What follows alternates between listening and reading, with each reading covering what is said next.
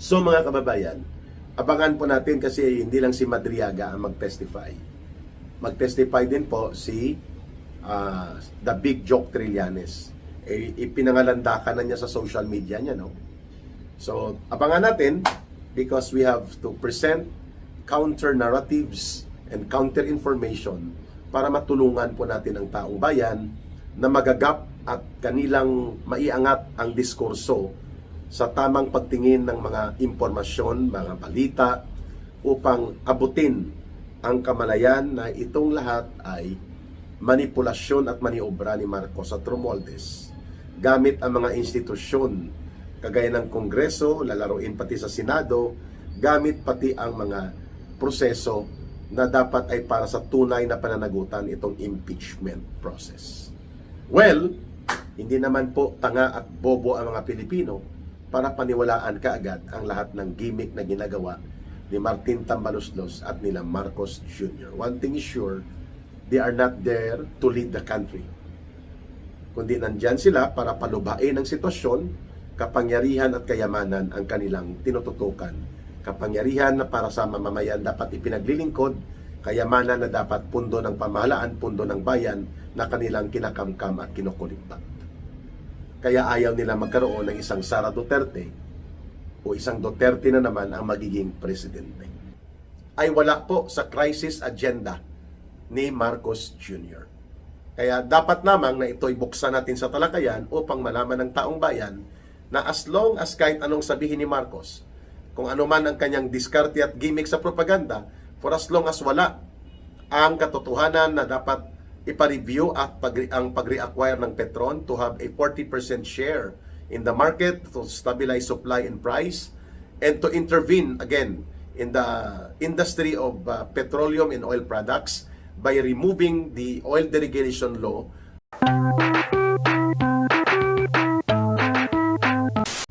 Mayroon pong pumasok na impormasyon na gagamitin si Ramil Madriaga sa April 14 or April 15 within that period sa kalagitnaan ng Abril para mag-testify sa mini kangaroo court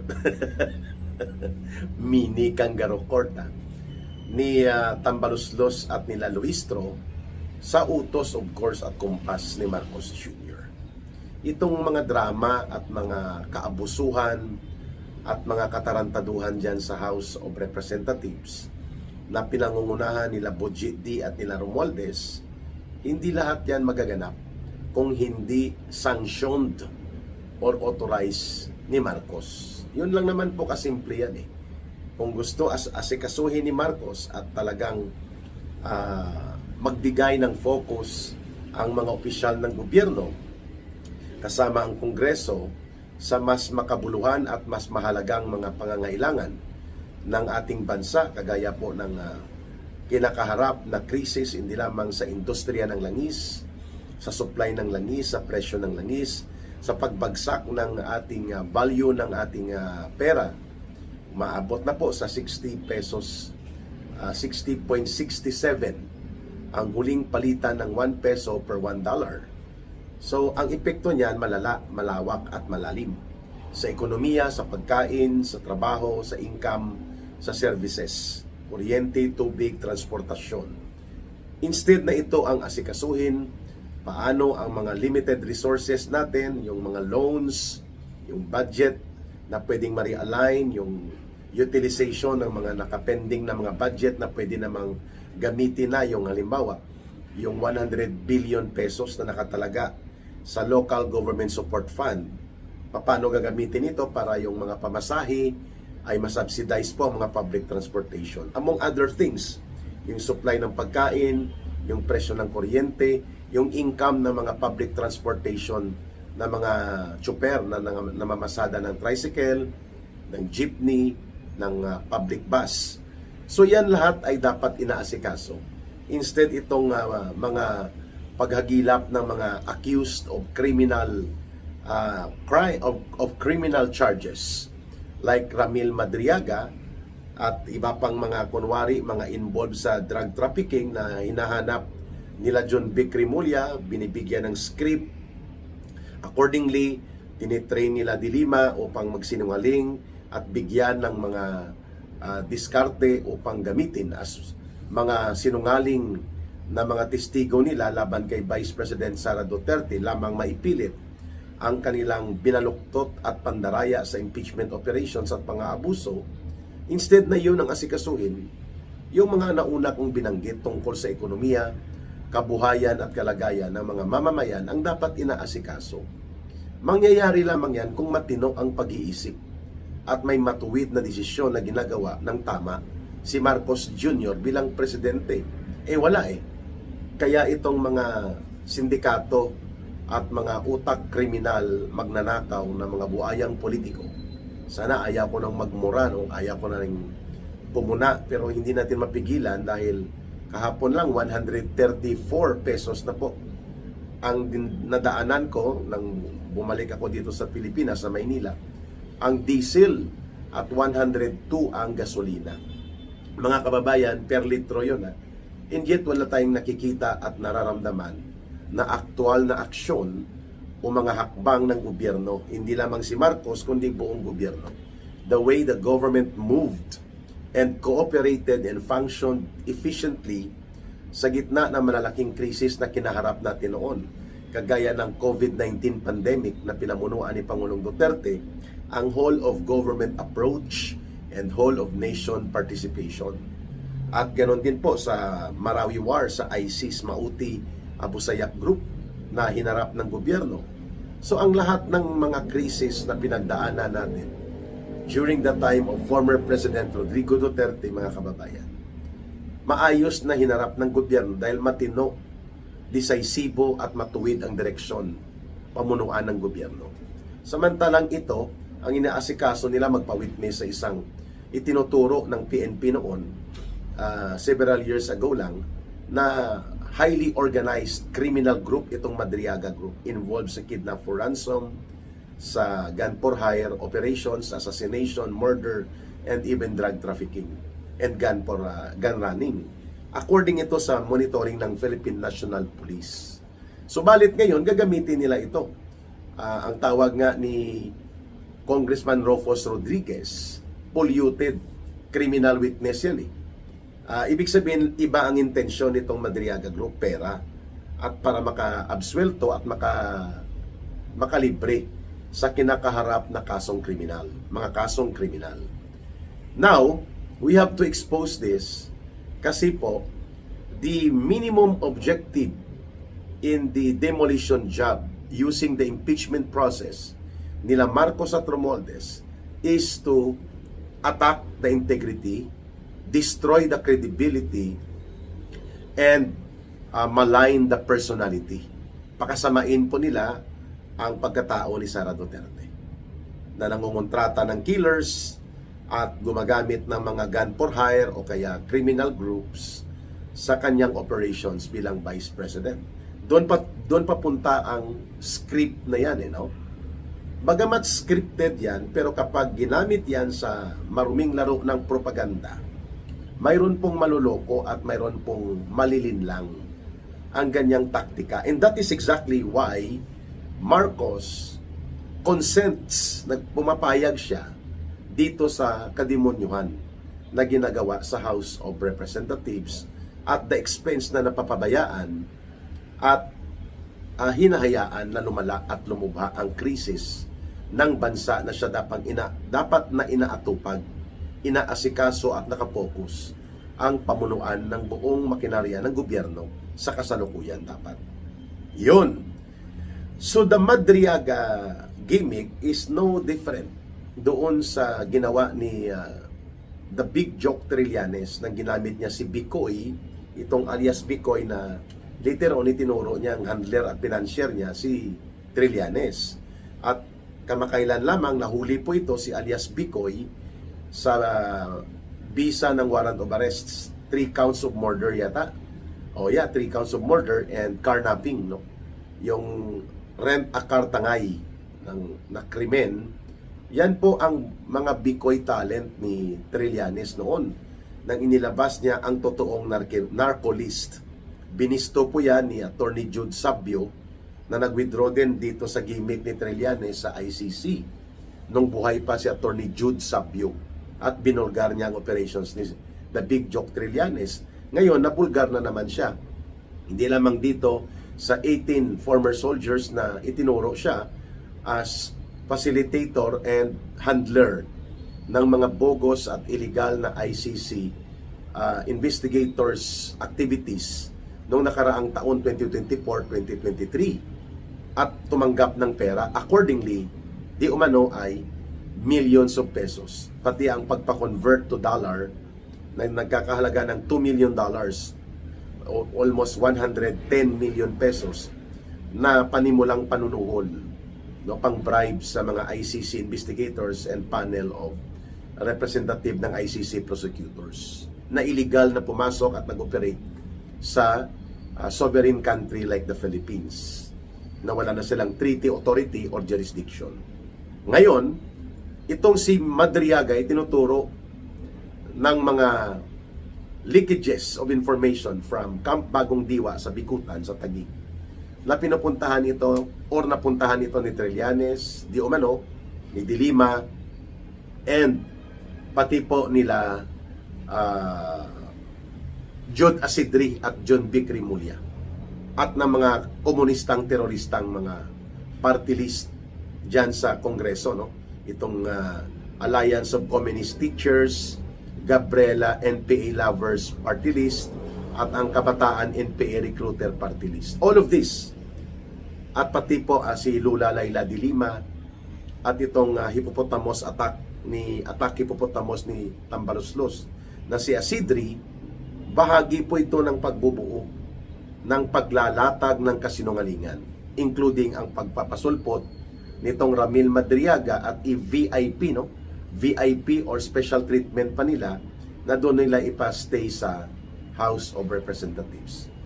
Ang lahat ng ito ay simple lang ang sagot diyan. Pagbutuhan nyo na after the Holy Week. Kasi alam naman ng taong bayan that it is not about the evidence. It is not about the complaint. It is about the numbers. May numero kayo eh. You only need 108 signatures mula sa mga buayang politikong kongresistang magnanakaw at kawatan na mga sip-sip sa Alipuris at sindikato ni Marcos at Romualdez. O bakit hindi nyo pagbutuhan? Because hindi nyo yan magagawa basta-basta sa Senado. In the impeachment process, under the Constitution, ang trial ay manggagaling po sa Senado or magaganap sa Senado. The Senate, when they approve na valid ang proseso at tama ang pagpapadala ng mga transmittal ng impeachment articles coming from the House of Representatives, the trial will happen at the Senate when the Senate convenes, magbubuo sila ng Senate Impeachment Court. Hindi po yan sa kangaroo court ni Luistro at ni Tambaloslos at ni Bojedi. No, the trial that they are trying to do now is a mini kangaroo court. Sapagkat ang trabaho lang po nila dyan sa House of Representatives, tanggapin, i-hearing, pagbutuhan nila kung may substance at mayroong batayan, no, prima facie, o sapat na batayan para sa paniniwala nila pwede mag-proceed sa trial. Pagbubutuhan nila at kukuhanin nila out of the 312, they need 312 or 318, they need 108 or 107 nga lang eh, signatories. Iakyat nila ti-transmit sa House, from the House of Representatives to the Senate. Ba't hindi nila ginagawa? Yun ang dapat proseso eh. Bakit kailangan pa magkangaroo court trial? At trial by publicity itong kulang sa pansin at abusado at hambog na sila Luistro. No, itong si dahil kay speaker may maleta, dahil kay speaker may flood control tayong ninakaw. Dahil kay speaker at kay Marcos. Yan. O, ba't hindi kayo mag-submit ng report furnished with your committee report? Submit the evidence submitted by the complainants. Dahil hindi naman kayong complainant, recommend pagbutuhan sa plenary, magdedesisyon ang buong kapulungan ng House of Representatives. Hanggang doon lang. at itatransmit nyo kung mananalo at makukuha ang 108 signatories na mag-endorse paakyat sa transmittal. Ang trial gaganapin at gagawin sa Senado. Doon nyo i-present si Trillanes, doon nyo i-present si Madriaga at kung sino-sino pa. Sapagkat handa naman po ang Vice President Sara Duterte at ang kanyang legal defense team at ang taong bayan na pakinggan kung anong diskarte nyo. Kasi alam naman ng lahat na hindi ebidensya ang hawak nyo. Ang hawak nyo ay black and dirty propaganda operations. Kaya nyo ginagawa ito. Yan lang naman po ang ibig sabihin natin dyan. Na ang diskarte sa pagpapasulpot kay Madriaga, ang pag-testify ni Trillanes in the absence of official bank notes and declaration at kung ano-anong kabulastugan ang gagawin nila dyan sa Kongreso are all part of the demolition job, which is the primary initial attempt na wasakin ang pagkatao at integridad at dignidad ni Sara Duterte. Break her down and tear her apart, no? Punitin yung pagkatao niya. Yan ang purpose nyo eh. Because you know very well Marcos and Romualdez and all your minions at itong mga disipulo ng sindikato nyo, you cannot get the 16 senators to vote for the conviction of Sara Duterte to remove her as Vice President and perpetually disqualify her to run or become part of any public office, including to disqualify her from being a candidate to the presidential elections in 2028. Hindi nyo kayang kunin ang 16 na boboto laban kay Sara Duterte para siya ay mapakonvict. Di po ba? Kaya nyo ginagawa ang mini kangaroo court trial, pinapasulpot nyo si Madriaga at ginagamit nyo ang mga maruruming laro na ito sa politika dahil kontrolado nyo dyan sa House of Tambaluslos. Anino lang ni Tambaluslos yan si Bojidi eh. Kung baga yan ay maskara, kung tanggalin mo ang muka ni Bojidi, muka ni Tambaluslos ang makikita natin yan na nagpapatakbo nitong Kongreso di Buaya. Kongreso di Buaya. Ang iba dyan ay Kongreso di Hippopotamus. Grabe magsakmal ng pera ng mamamayan. So mga kababayan, abangan po natin kasi hindi lang si Madriaga ang mag-testify. Mag-testify din po si the Big Joke Trillanes. Ipinangalandakan na niya sa social media niya, no? So abangan natin because we have to present counter narratives and counter information para matulungan po natin ang taong bayan na magagap at kanilang maiangat ang diskurso sa tamang pagtingin ng mga impormasyon, mga balita upang abutin ang kamalayan na itong lahat ay manipulasyon at maniobra ni Marcos at Romualdez gamit ang mga institusyon kagaya ng Kongreso, lalaruin pati sa Senado, gamit pati ang mga proseso na dapat ay para sa tunay na pananagutan itong impeachment process.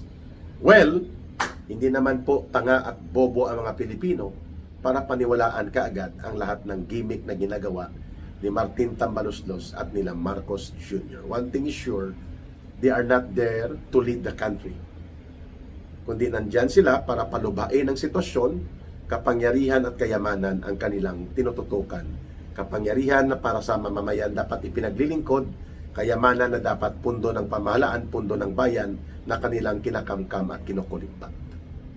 Kaya ayaw nila magkaroon ng isang Sara Duterte o isang Duterte na naman ang magiging presidente. At maganda po kung magbigay tayo ng mga konkreto na punto de vista at mga halimbawa kung bakit habang nananatili dyan si Marcos Jr. at hindi niya nauunawaan at hindi niya inaalam ng tama, ng may puso at ng may tamang isipan, ang problema ay pwedeng sumambulat nga ang krisis na ito to a degree deeper than we expect, na mas marami po at malubha ang epekto nito sa buong sambayan ng Pilipino. Una, ang industriya ng langis sa Pilipinas po ay napakahalaga na dapat hindi sana ito na privatize at hindi ito na deregulate. Ang pag-privatize ng Petron noong panahon ni Cory Aquino at lalo pang lumakas ang privatization sa panahon ni Ramos, nawala po ang ating 40% na interbensyon sa market ng oil products sa Pilipinas.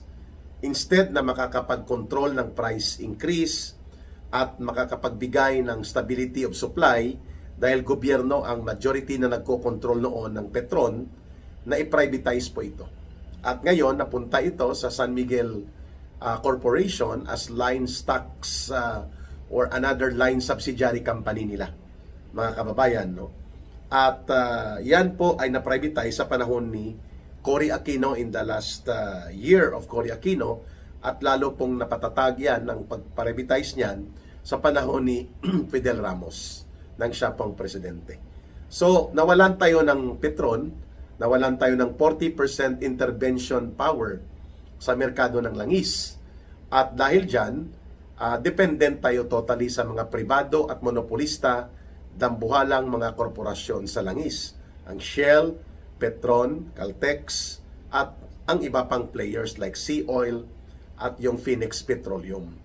But of course, lahat ng ito ay wala ng intervention o control ang gobyerno. So hindi lamang nag-privatize ng Petron at binitawan ng gobyerno ng Pilipinas ang kanyang intervention stake o ang kanyang pag-control sana ng galawan sa merkado dahil may 40% na playing field na kontrolado ng gobyerno sa industriya ng langis, pati sa importation, nawalan din tayo ng intervention and control kasi wala na ang Petron.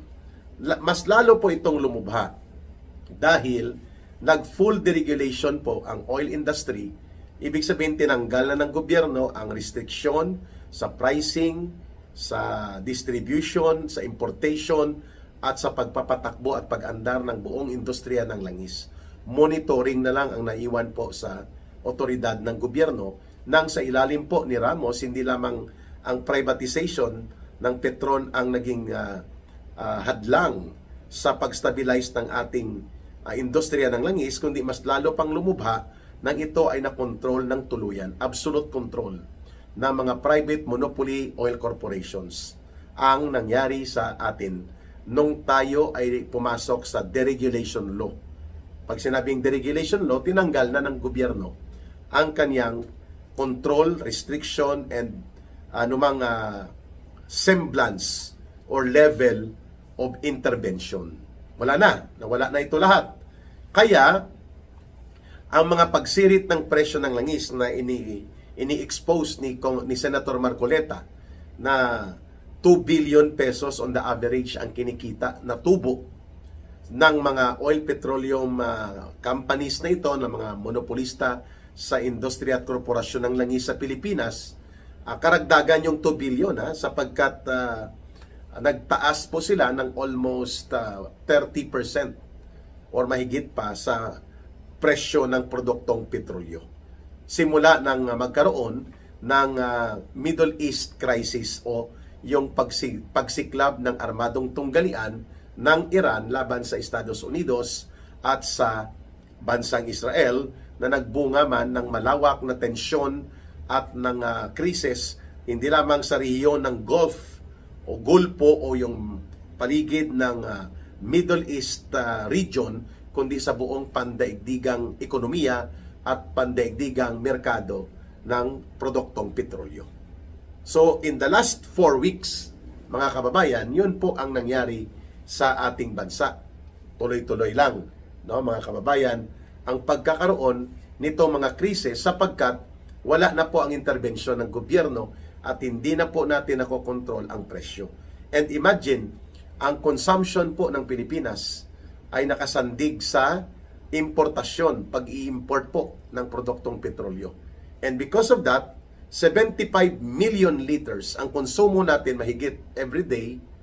Yan po ang problema natin ngayon dahil nakasandig yan sa pribado at mga ganansya ng mga kapitalista at monopolista sa industriya ng langis. So dapat nag-nationalize tayo.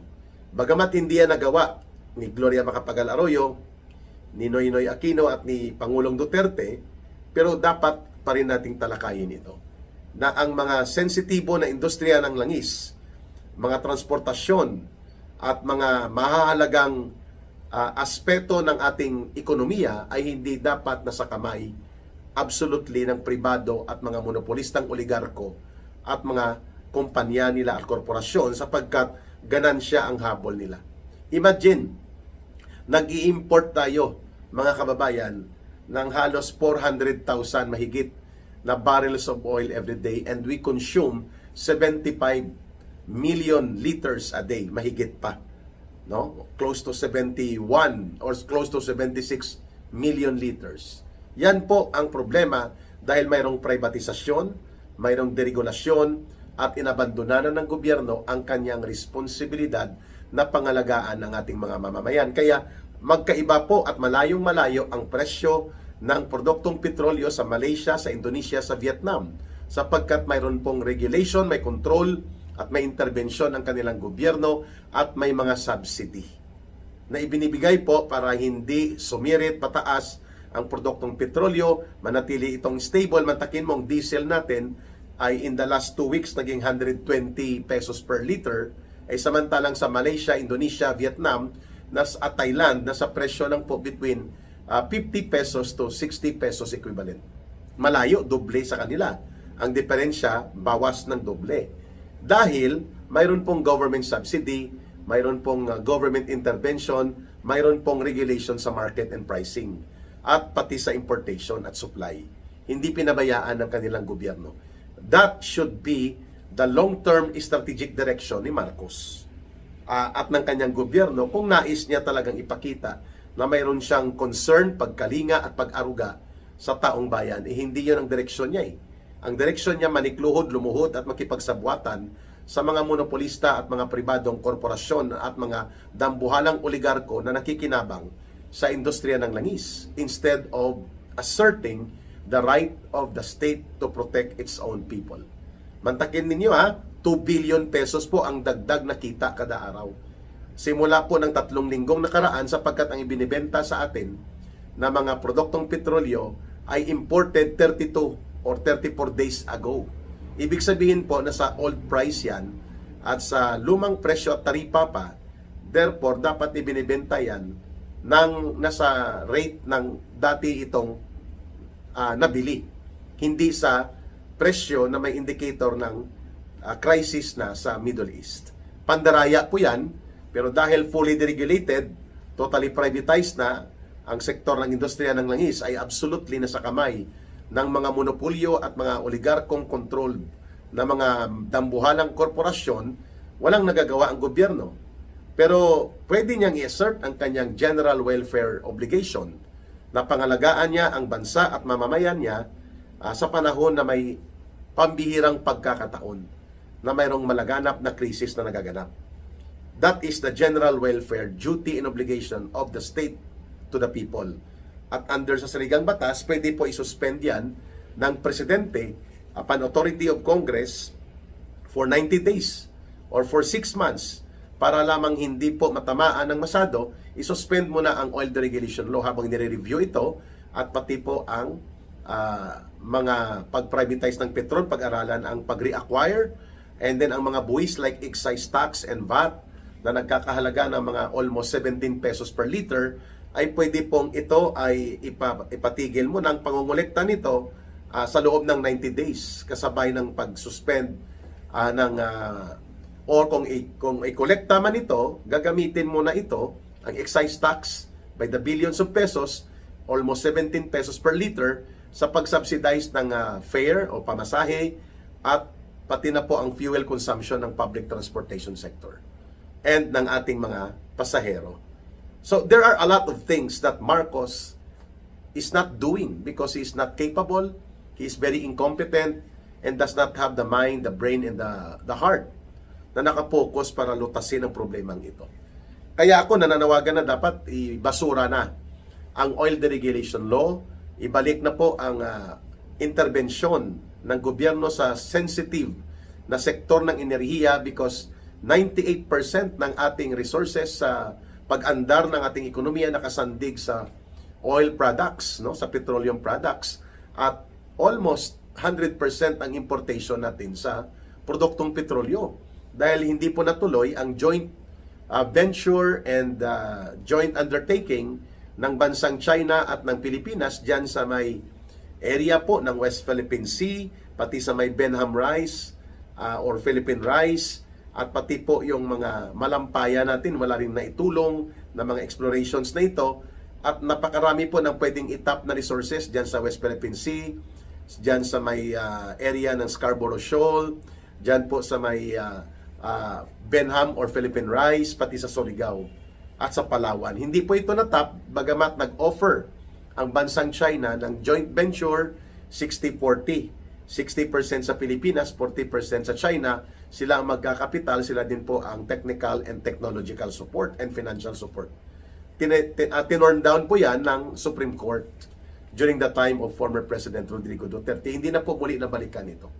Therefore, napakahalaga po na may punto de vista tayo ng ugat ng krisis kung bakit hindi natin kaagad napapababa ang presyo ng ating mga produktong petrolyo. We are at the mercy of the oligarchs, the monopolists na mga korporasyon sa langis dahil sa dalawang factor.